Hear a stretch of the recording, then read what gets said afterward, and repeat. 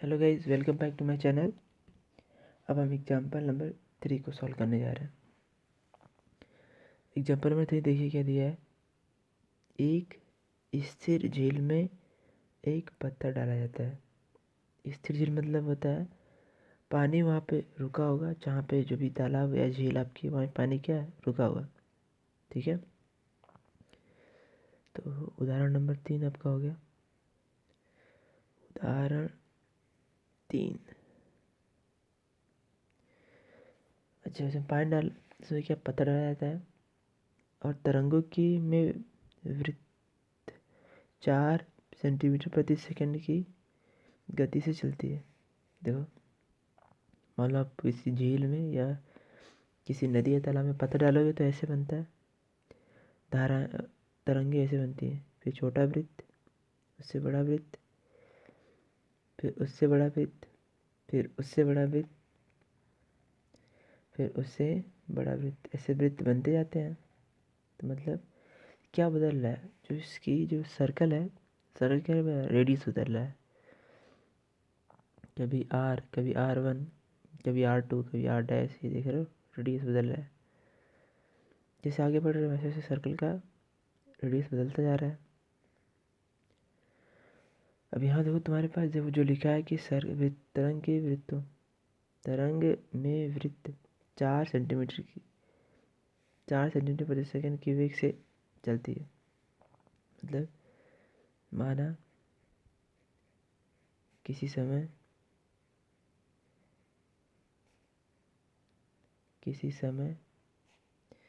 पर त्रिज्या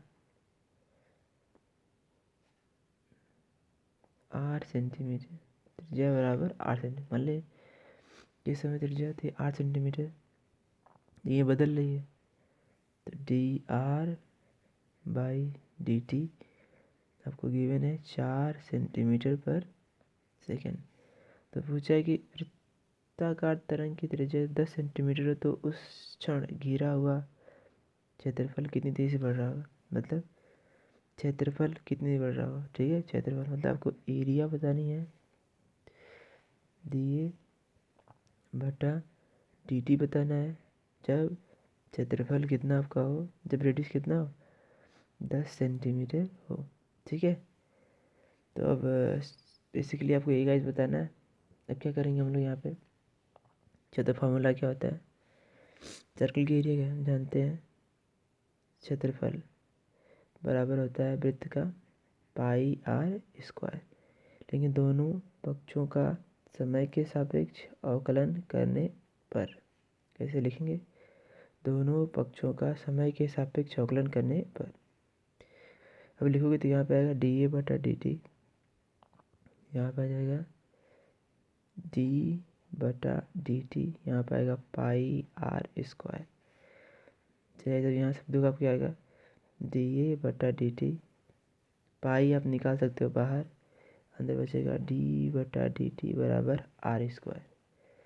ठीक है, जब देखो आपको यहाँ से क्या सॉल्व करने पाएगा, जब आप जाओगे आगे बढ़ो तो यहाँ पे है dA बटा dt, ये वाला यहाँ पे r है, यहाँ पे t वेरिएबल है, तो होगा नहीं, तो चैन रूल लगाना पड़ेगा। यहाँ पाई d बटे डी आर लिख लो, यहाँ r² और डी आर यहाँ पे लिख के यहाँ पे dt लिख लो। अभी बैलेंस हो जाएगा गाइस आपका, मतलब डी बटा dt आपके पास कितना हो जाएगा, बेसिकली पाई r² का मतलब हो गया 2r, यहाँ होगा डी आर बटा डी टी। तब गाइस यहाँ तो आपके पास आएगा डी बटा डी टी का मान हो जाएगा 2πr dr बटा डी टी। ठीक है, अब गाइस ज़रा ध्यान देखो, 2πr ये आपको बताना, डी बटा डी टी बताना है, क्षेत्रफल में परिवर्तन बताना है, जब त्रिज्या का मान कितना हो 10 सेंटीमीटर। हमने कहा ठीक है, सब बता देते हैं। तो क्लियरली हमें दिख रहा है कि जहाँ पे डी बटा डी टी है ना, इसमें आर के प्लेस अब क्या रखना है, 10 सेंटीमीटर, तो रख दिया 2 गुणे 10, और डी आर बटा डी टी का मान कितना आपका है 4, तो 4 रख दिया, गिवन था आपको पहले दिया था। 4 दूना 8, 10 में 80, 80 पाई। अच्छा गाइस, 80 पाई ये इसका क्षेत्रफल, इसका मात्रक क्या होगा, क्षेत्रफल मात्रक होगा सेंटीमीटर स्क्वायर, समय हो गया टी, सेंटीमीटर स्क्वायर पर सेकेंड। तो इस तरीके से गाइस आपका उदाहरण नंबर 3 खत्म हो चुका। उदाहरण नंबर 5 नहीं गाइस, उदाहरण नंबर 4 देखो, ये आपका उदाहरण 4। तो कैसे लिखा है, किसी आयत की लंबाई इतनी दर से घट रही है और चौड़ाई इतनी दर से बढ़ रही है। यदि x बराबर 10 है, y बराबर 6 सेंटीमीटर, तो आयत का परिमाप क्षेत्रफल में परिवर्तन की दर कहता है, ज्ञात कीजिए। सिंपल सा क्वेश्चन है। एक आयत बनाते हैं और इसकी लंबाई को लिखते हैं आपका क्या है l, और चौड़ाई को लिखते हैं b, ठीक। और ये आपका हो गया, ये भी होगा, आमने सामने भुजा बराबर होती है, तो ये l तो ये भी क्या होगा l, और ये b तो ये भी क्या होगा b, आमने सामने भुजा होगी बराबर। तो लिखेंगे पहले, माना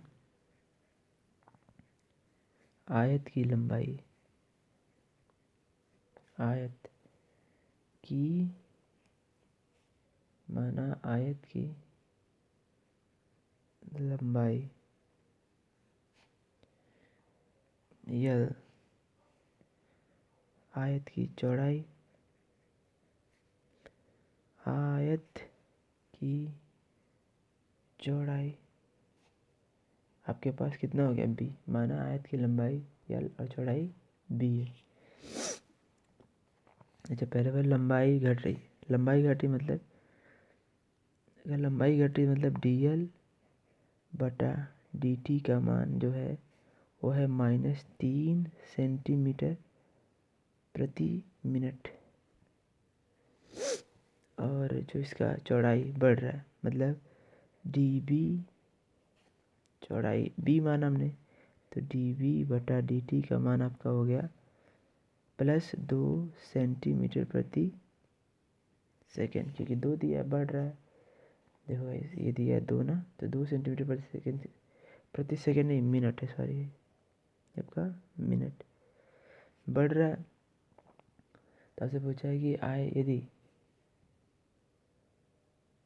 लंबाई x है, चलो गाइस कोई बात नहीं, चलो मैं मान लिया यल और b मान लिया, कोई बात नहीं है, इसका आप x भी लिख सकते हो, बुक में दे दिए। अच्छा,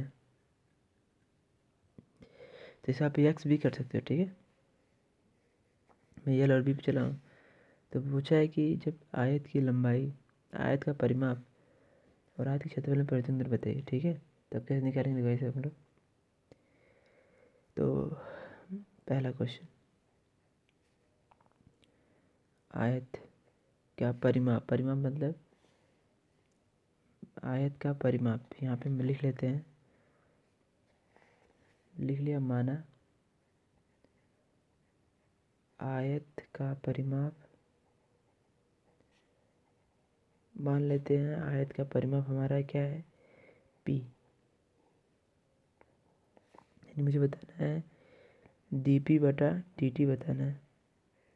लेकिन शर्त क्या है, देखो यार, जब x का मान 10 हो, y का मान 6 हो, मतलब लंबाई का मान x हो 10 हो और चौड़ाई का मान क्या हो 6 हो, मतलब मुझे ये बताना है तब जब l बराबर 6 सेंटीमीटर हो और p बराबर कितना हो 4 सेंटीमीटर। मैंने कहा ठीक है, सब निकाल देते हैं, हमें ये बताना है, ठीक है।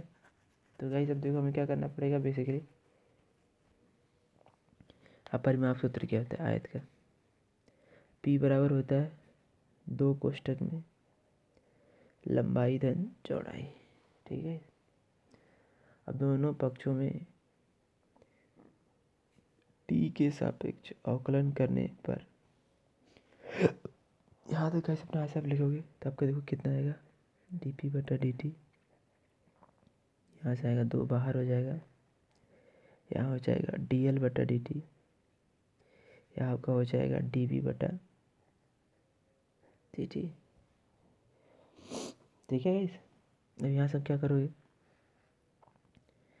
यहाँ से आप निकालोगे तो आपका आएगा dp बटा dt, 2 कोष्ठ में लंबाई dl/dt, लंबाई में परिवर्तन कितना आपका हो रहा है माइनस, देखो गाइस कर दिया है -3, तो यहाँ पर रखोगे -3, और चौड़ाई में कितना परिवर्तन हो रहा है +2, तो +2, ठीक है।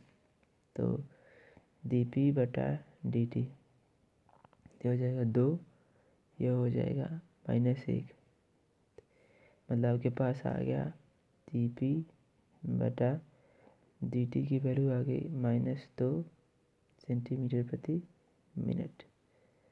माइनस दिखा रहा है कि परिमाप क्या हो रहा है, घट रहा है, परिमाप घट रहा है।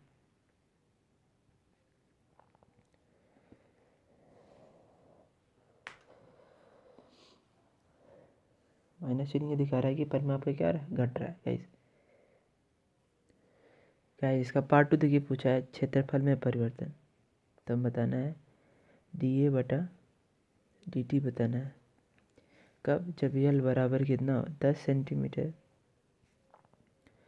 और बी बराबर कितना आपका हो 6 सेंटीमीटर, ठीक है। तो अब आयत का क्षेत्रफल आपका कितना होता है, याद है आपको, आयत का क्षेत्रफल होता है ए बराबर लंबाई गुणे चौड़ाई। लिखेंगे दोनों पक्षों में टी के सापेक्ष अवकलन करने पर, यहाँ तो लिखेंगे ऐसे, यहाँ होगा dA/dt, यहाँ पर होगा d/dt, यहाँ होगा L/b। अब गाइस दोनों वेरिएबल है। अब याद करो, तुमने पढ़ा होगा डिफरेंशिएशन में कि अगर ऐसा होगा तो क्या करते हैं, ये फॉर्मूला पढ़ते हो कि अगर d/dx f(x) और gx अगर तुम्हारे पास 2 फंक्शन होते हैं तो कैसे करते हो, प्रोडक्ट रूल लगाते हो, गुणा का लो नियम। तो f(x) को छोड़ो, gx का अवकलन, और gx को छोड़ो और f(x) का क्या हो जाएगा, अवकलन। एक को छोड़ो, दूसरे क्या करो, अवकलन। तो वही काम यहाँ भी करेंगे हम। देखो भाई dA/dt, तो L को छोड़ा तो आएगा dB/dt, पहले को छोड़ो दूसरे का अवकलन, B को छोड़ा तो L का अवकलन किया dL/dt, ठीक है। अब मुझे ये देखो ध्यान से, मुझे इसका पता है dA/dt, अभी हमने निकाला है, चौड़ाई में परिवर्तन हो रहा था कितना, देखो गाइस बुक में दिया है आपका, चौड़ाई बढ़ रही है 2 से, तो लंबाई घट रही है 3 से, तो चौड़ाई बढ़ रही है 2 से, तो यहाँ पे +2, और घट रही है 3 से लंबाई, तो -3, तुमने यहाँ पे लिख दिया dA/dt, ये आपको हो गया 2L - 3B।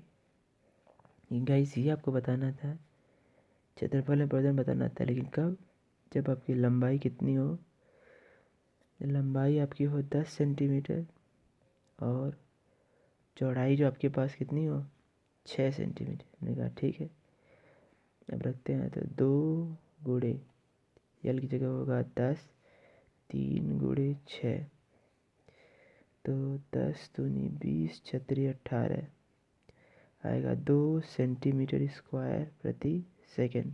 ये प्लस में आ रहा है, अंदर क्षेत्रफल क्या हो रहा है, क्षेत्रफल में वृद्धि हो रही है, तो क्षेत्रफल में परिवर्तन हो गया, क्षेत्रफल में वृद्धि हो रही है। तो इस तरह से गाइस आप इस एग्जाम्पल को कर लोगे।